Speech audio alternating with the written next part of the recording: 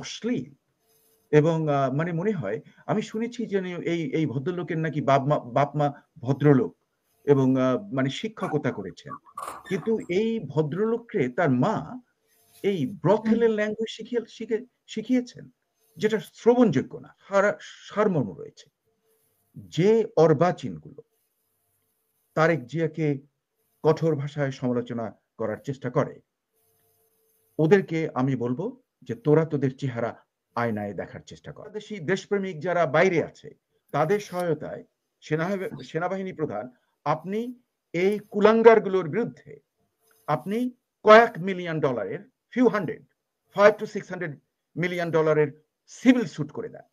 Political রেটোরিক্স যেটা হয়, হ্যাঁ, সেখানে উনি এটাকে আমি ধরবো অ্যাজ এ পলিটিক্যাল রেটোরিক্স।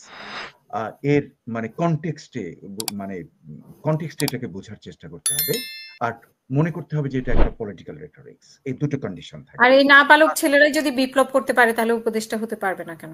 না মানে তারা উপদেষ্টা হতে পারবে, কারণ আমরা দেখেছি যে অনেক ইয়াং, আপনি লক্ষ্য করে দেখুন আকবর দ্য গ্রেট, সে কিন্তু তার আপন আত্মীয়কে ওভারথ্রো করে মানে মার্ডার করে he grab the whole power while he was a teenager, হ্যাঁ, এবং he ran all the big battles, হ্যাঁ, এবং দেশকে মানে মানে ভারতকে বিরাট সাম্রাজ্য করেছে। শুধু তাই নয়, এন্টায়ার পৃথিবীর 25% GDP was owned by one single person, Akbar the great. কাজে সে খুব ইয়াং এজে আসছে। আপনি যদি আলেকজান্ডার দ্য গ্রেটকে দেখেন, খুব ইয়াং এজে সে আসছে, সে একদম আর্লি টিন থেকে কিন্তু তার বাবার সঙ্গে বড় বড় যুদ্ধে মানে কমান্ডারের রোল করেছে। তার পরবর্তী পর্যায়ে ওই টিনের ভেতরে সে পাওয়ারে চলে আসছে। কাজে the point which I am making, যে বয়স কি আছে তাতে কিছু আসে যায় না, এটা তার ম্যাচিউরিটির উপরে ডিপেন্ড করবে, কি তার লেখাপড়ার ব্যাকগ্রাউন্ড, কি তার অভিজ্ঞতা, এই সব মিলে একটা লোককে বিচার করতে হবে। তাতে আবার যেমন ধরুন আমি বলবো যারা আমাদের বয়স্ক আছে বাংলাদেশে উপদেষ্টা মণ্ডলীতে, তাদেরকে আমি শুনি যে বিদেশি কতগুলো ব্লগাররা তাদেরকে বলে ডাইপার পরিহিত, এটা কিন্তু জঘন্য ভাষা, হ্যাঁ।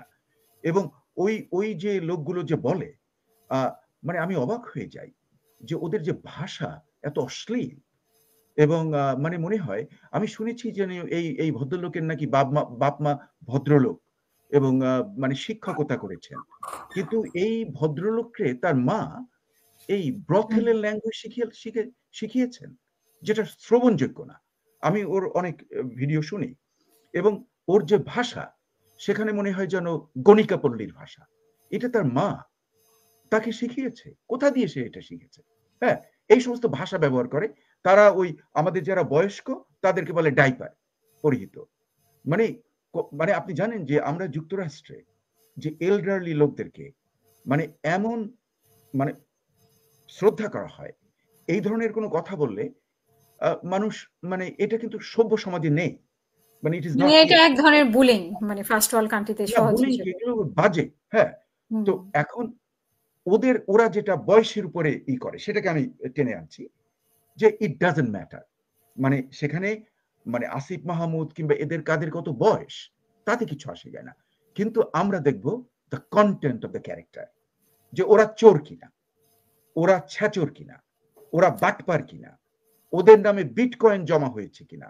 কিন্তু একজন নেতা কি বলতে পারে নাবালক, মানে নাবালকরা, আমি যেটা প্রশ্ন ছিল আর কি, নাবালক, ওটাকে আমি বলবো পলিটিক্যাল রেটরিক। তাহলে আপনি বিএনপির নেতাদের বক্তব্যকে বলবেন রাজনৈতিক বক্তব্য বলে যে কোনো ভাবে চালিয়ে দিবেন? না আপনার বাইরে থেকে যিনি বলছেন ওনার সব কথাই আপনি গুরুত্ব সহকারে নেবেন? না, আমি দুটো ব্যাপার। একটা হলো কি যে মানে বক্তৃতার বিভিন্ন পর্যায়ে আছে। দেখুন আমি কিন্তু ডিবেট চ্যাম্পিয়ন ছিলাম, হ্যাঁ, এবং অল পাকিস্তান, আমার বলা উচিত না, all Pakistan national television quiz runner of entire east Pakistan. Public speaking is one, seminar speaking is another one, তারপরে কনফারেন্স মিটিং এর বক্তৃতা যেটা আমরা খুব অভিজ্ঞ, তারপরে যেটা হয় গোলটেবিল বৈঠক, আলোচনার বক্তব্য এক, এর বিভিন্ন ক্যাটেগরি আছে। কাজে আমি এই ভদ্রলোকের যে কথাটাকে আমি ধরে নেব এটা একটা political rhetoric in a very broad mass public speaking, কিন্তু ওর একটা সারমর্ম রয়েছে।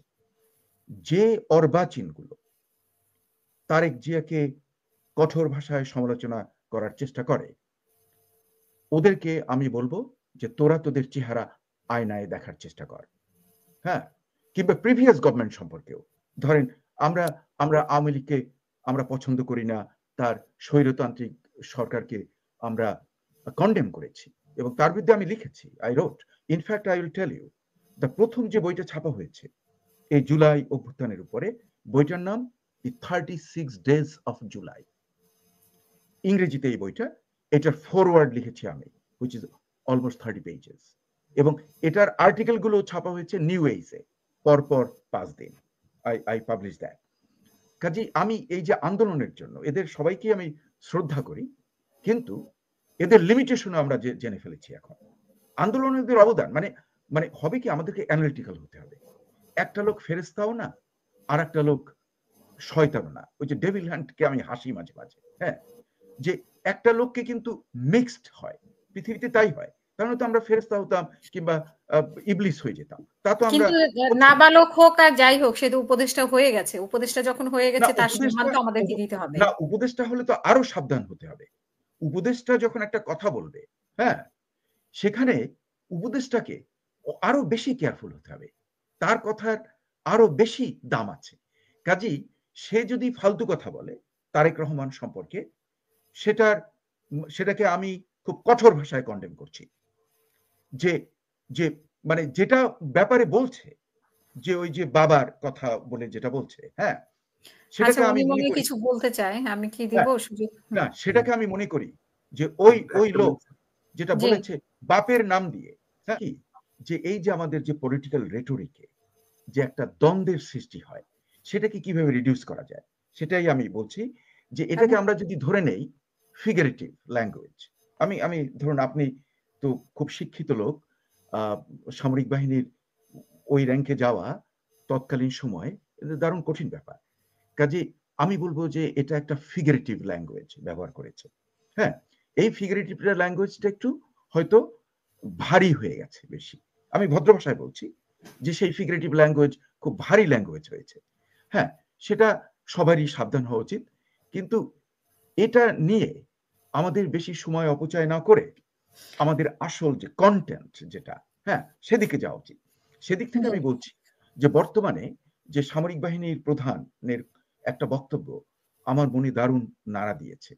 সে বলছে যে কেউ কেউ সামরিক বাহিনীর বিরুদ্ধে এবং সামরিক প্রধানের বিরুদ্ধে দারুণ অপপ্রচার চালাচ্ছে এবং কঠোর ভাষায় তাদেরকে সমালোচনা করছে।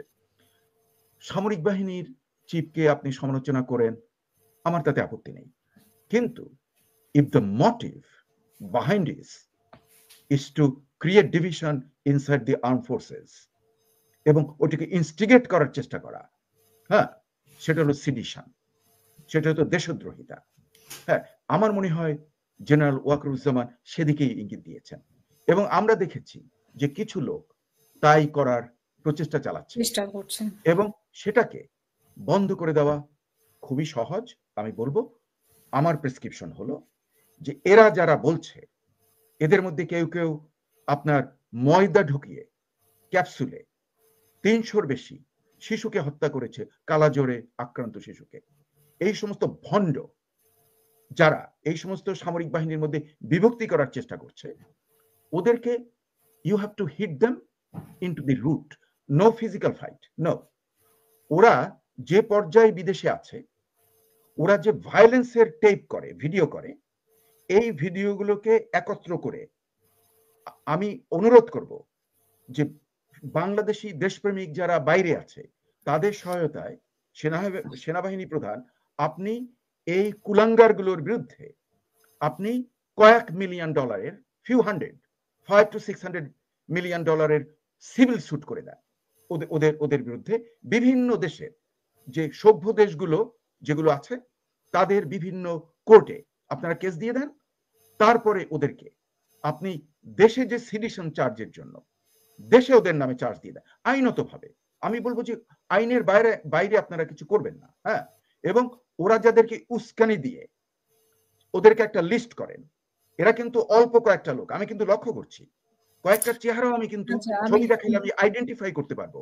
ওরা এক জায়গায় মারামারি করে, এক জায়গায় পশু হত্যা করে, ওরা আবার আরেক জায়গাতে যায়, আরেক জায়গাতে গিয়া বুলডোজার নেয়। এ কিন্তু একই একটা গ্রুপ। এই গ্রুপটা জঙ্গি টাইপের গ্রুপ, এবং এর সঙ্গে কিন্তু আমি অন্যান্য রাজনীতি দলের সঙ্গে আলোচনা করেছি, এমনকি যাদেরকে আপনারা সারাদিন গালাগালি করেন ধর্মীয়, তাদের সঙ্গে আমি আলোচনা করেছি। ওরা ডিজাইন করে, ওরা আমাকে বলছে no, this don't belong to us. এই গুন্ডাগুলোকে লিস্ট করে আপনারা বেশি না, কিন্তু ওগুলোকে আপনারা পাকড়াও করেন।